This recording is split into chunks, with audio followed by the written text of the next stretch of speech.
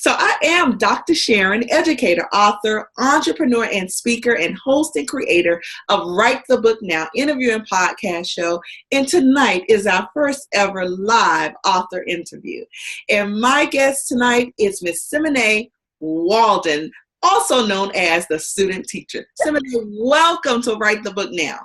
Thank you so much, Dr. Sharon. Thank you so much for having me on tonight. It's really an honor and a privilege to be here with you.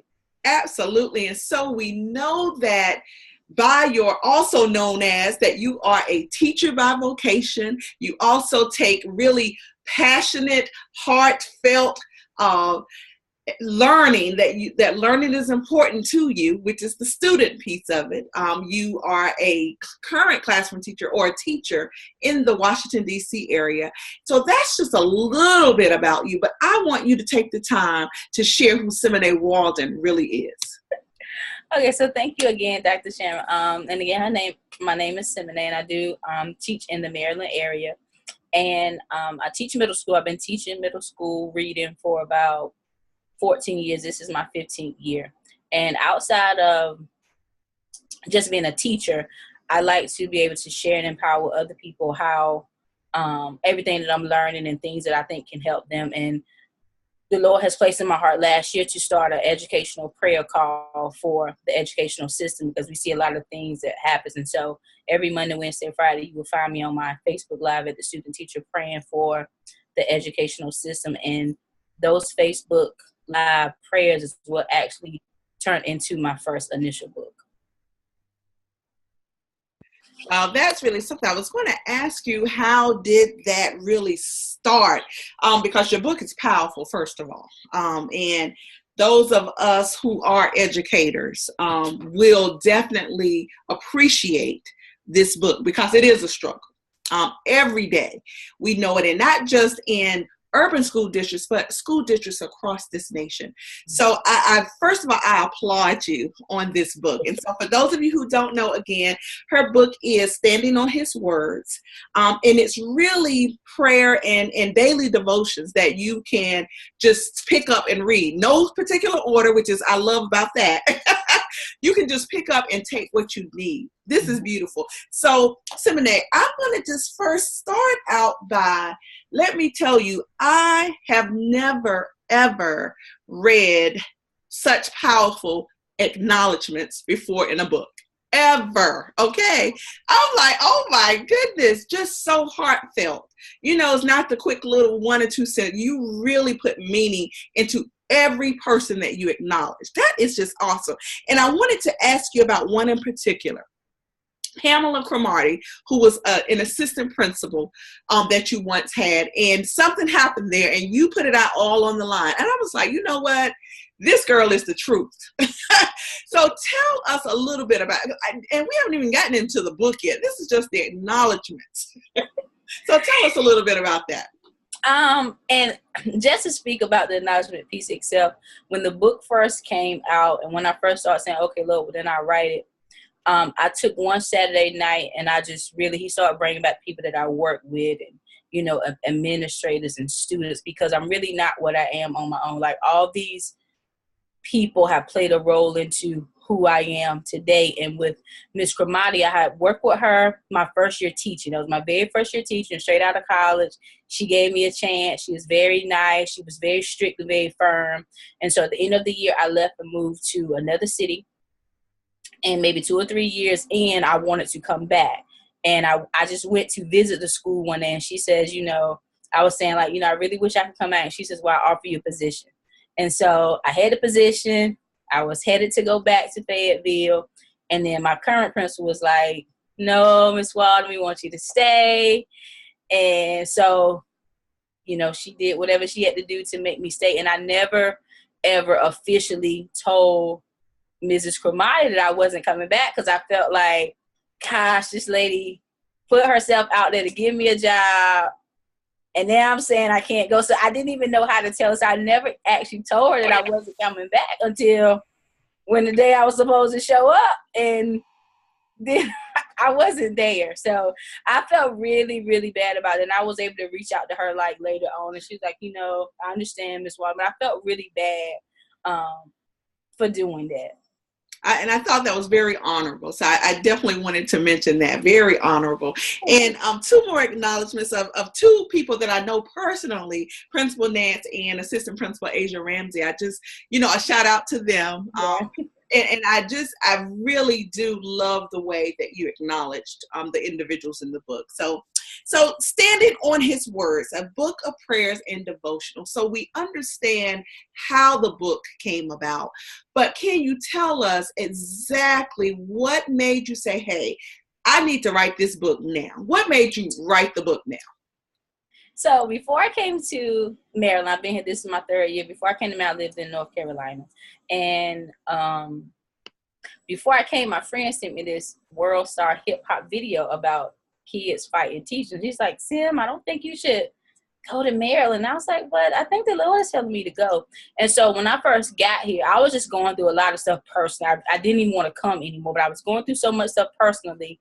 And when I got into the school, it wasn't a bad school. That was my best year teaching. Being at the school I currently am in right now, it's been one of my best experiences. But I saw kids, as God started dealing with me, I started seeing me in a lot of those kids, and I could understand and relate a little more to, the things they were doing and the way they was acting out. And so I would just read my own personal devotionals every day. And I said, well, look, what if I just make a devotional for kids, for teachers? So, to help us get through every day through our own stuff.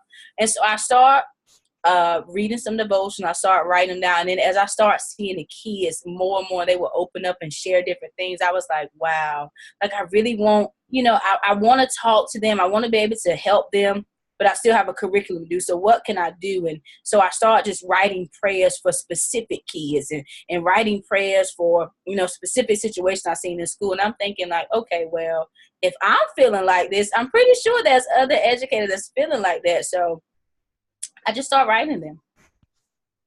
And one of the things that when I was looking, and I'm going to start with who are the educators educating your child.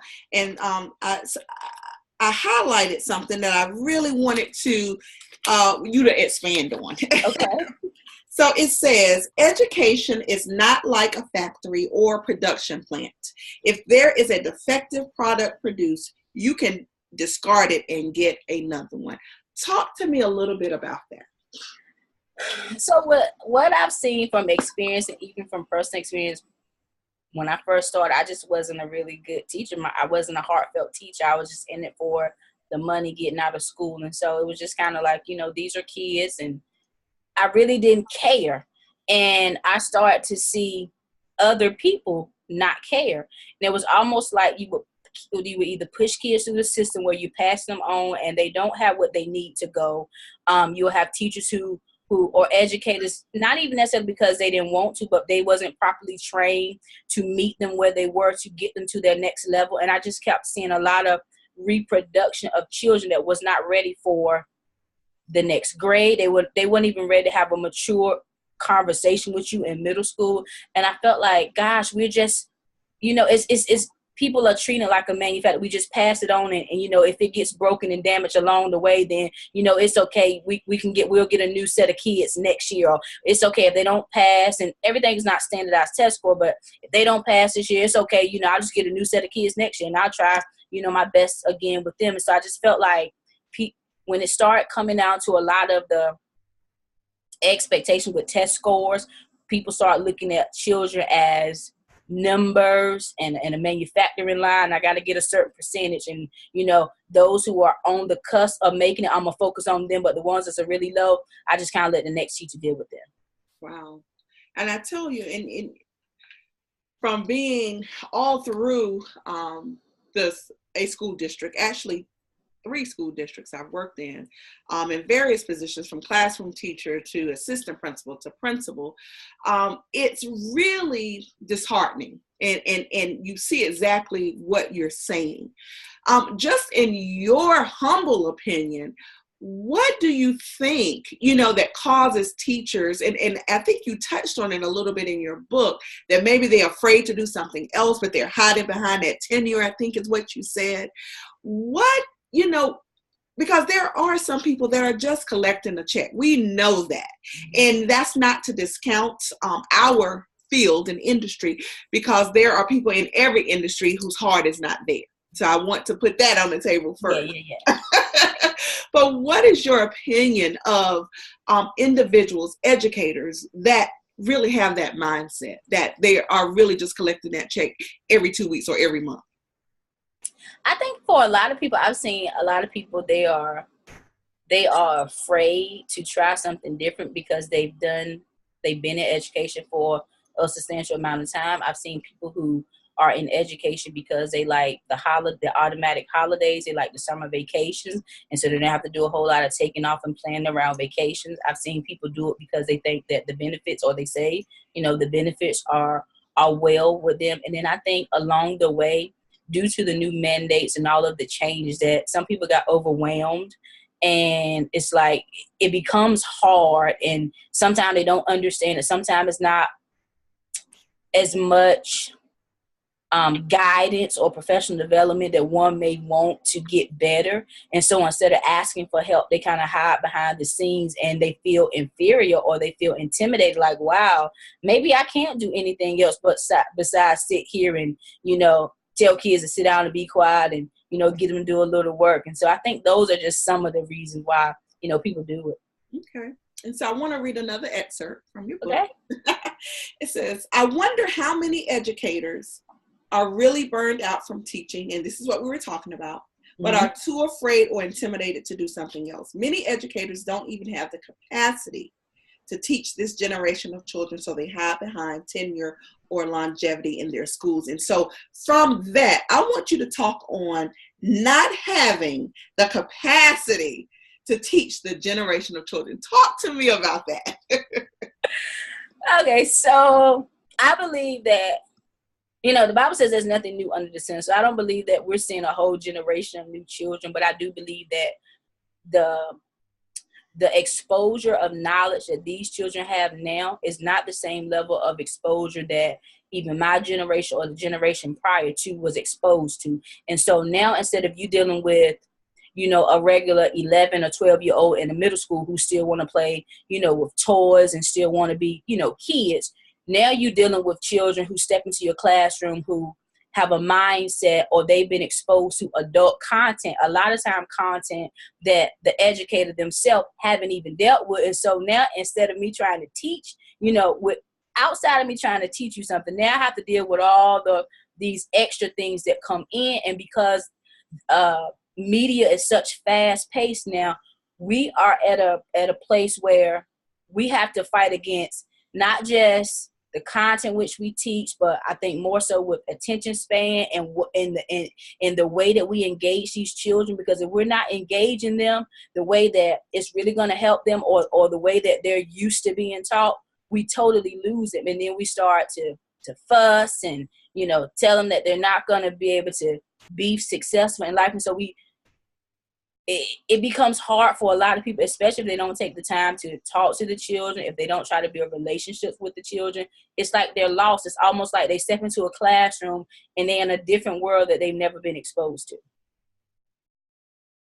And you're exactly right. And I'm going to move on to the daily devotionals, because that's really the heart of this book, is the daily devotions. And the first one, I'm like, wow. It says, day one, submit to governing authorities. And in education, we have, and it almost goes back to what we were saying about teachers.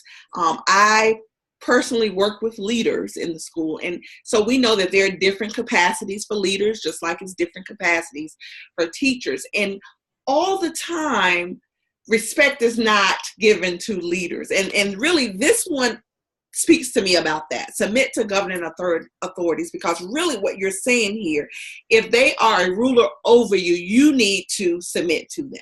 Mm-hmm. And sometimes I think faculty and staff may have a hard time doing that for whatever reason. So talk to me a little bit about this daily devotion. One reason why I chose that is because I see a lot of times that leadership could want one thing, and sometimes, and even my principal, he tells us, he goes to these meetings and there's certain things that are required of them. You know, sometimes he comes back and he's able to disclose some things with us, and some things we're not. We just have to trust the leadership. And sometimes people feel like because they don't know the ins and alls of what you're asking me, they kind of revolt. Sometimes people feel like they know more than the actual leader, so they don't want to do it. You have people where if their friends or they've heard something, or say they transfer into another school and someone's bringing all their information with them, they decide, I'm not going to do it.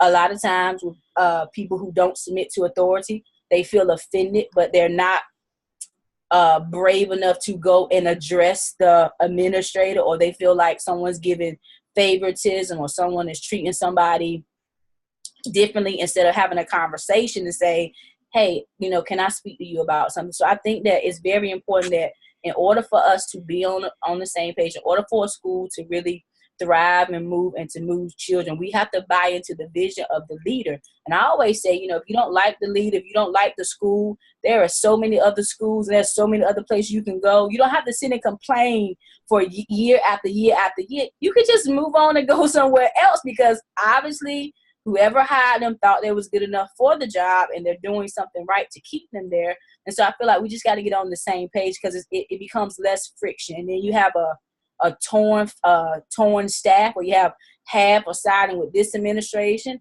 half is siding with this administration, or they're not siding with anybody, just kind of like do their own thing. And it makes it for a bad climate in your school, because you know, one person is saying something and somebody else saying something. You have half people want to listen, and you know, it doesn't make for a very good environment to work in, especially when you're coming and you are, you know, just want to get along with everybody, just want to do your job, you know, have a nice environment, but you can't do it. So it's not a good feeling to be in the midst of that. Very good. Just for individuals, because I know you speak, I know you have several books actually, so I want you to give an opportunity for you to share your other books that you already have coming out. You are on the move, I tell you. I also know that you have a wonderful conference coming up this summer. You can do a save the date and just share with individuals about that. So just give the viewers and the listeners just what's coming up with you. Okay. So like Dr. Sharon said, I do have 4 published books out now. So my first book is the book that Dr. Sharon's mentioning, Prayers and Devotion that every educator can pray. And you can go to my link and look at all the products. My second book, it was called Spiritual Combat. I almost lost my life in the summertime due to a fatal car accident, but the Lord spared my life. And so I wrote that book. And then my third book was about relationships and different things I've been through as of today. So I wrote that book. And then my fourth book is called The Student Teacher Quotes. And these are just a book of quotes that I have written down based on the observations and, you know, being around other people and things I want to say, but I didn't say, or things I would normally, you know, share with people. I just start writing and keeping a journal. So these are the student teacher quotes. The workbook to the first book to this book is actually coming out this month. So I'm really, really excited about that. So you can keep the book at your desk or at school or business or at home. And then the workbook you can actually work in. And then my next book is called Youth in Crisis, and really digging deep with some of the crises that I see in the school system and from my own personal experience being a young person, and then with other people that I've met. So those are my books I do. I do coaching. And we are having a conference, a symposium in June. It's June 23rd, 2018. It's at Wrigley's Run Community Center in Jessup, Maryland. And I'm so excited because Dr. Sharon is going to be one of the prolific, awesome speakers for that day. So you definitely want to look out for that. The flyers will start showing up on social media and in different areas. And so you just get your ticket and come out and join us that thing. And one thing that Dr. Sharon said I really like when she was saying, like, it's not just only in education where people, you know, don't have the capacity or people are not doing what they're supposed to do. And so the name of our symposium is how to have the heart of a teacher. That means whatever area that you're teaching in, do you have the heart to do it, or do you just have the knowledge and the content? And so that's what the symposium will be about. So Thank you so much, Dr. Sharon. I really appreciate No, you. absolutely. That is awesome. And I'm not sure if you know, but I've just started my live radio show. I Am Dr. Sharon show that comes on Sundays from 10 to 11. Broadcasts all over the country. So I'm inviting you right now to come and talk about another one of your books and the conference so that we can, really promote that, because I believe in what you're doing. I actually feel blessed that I've connected with you. So I feel blessed too, Dr. Sharon. yes, I love, I work off of a 3-point thrust: educators, authors, and entrepreneurs. You fit all of those, and you're from my home state. I'm like, what more can you want? Well, just let me know when you have some available spots for your radio show. I'm so thankful to God for what he's doing. So congratulations to everything that you're doing. I love what you're doing. I just absolutely love it. So whenever you have some space available, just let me know and I will show up. I will hold you to that. So before we leave, please give them all of your social media contacts. Where can they follow you? Where can they buy your book? So just share with the people. Okay, so you can go to my website. It's www.simenewalden.com. So it's my first and last name.com. You can follow me on Facebook at simenewalden.com.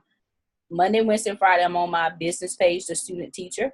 And that's why I do a lot of my teachings and that's why I do all of the prayers for the school system. I do it every morning, every Monday, Wednesday, Friday, from 7 a.m. Eastern Standard Time to about 7:15, and then I scoot out and go to work. And then Instagram is Simene Walden, Twitter is Simene Walden, and Periscope is Simene Walden. All right, guys, you got it. You cannot miss it. Simene Walden on all social media platforms. If you're not following Simene, you need to be following Simene, whether you're an educator or not, because this is some good stuff just for everyday life.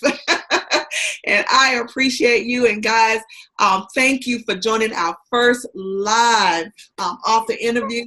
Simene holds that title, so I am just so appreciative of you doing that. Thank you. Guys, we still have our recorded interviews that come on Thursdays at 7, so you can continue to look for those that come out on iTunes. But we are here live on Wednesday. So if you are an author and you would like to be featured on Write the Book Now, please definitely give me a shout out at info@Write the Book Now. And we'll definitely get you on to hear about your wonderful book. So I've been with my guest, Dr. Simené. Listen to me, doctor. I'm putting it out there, girl.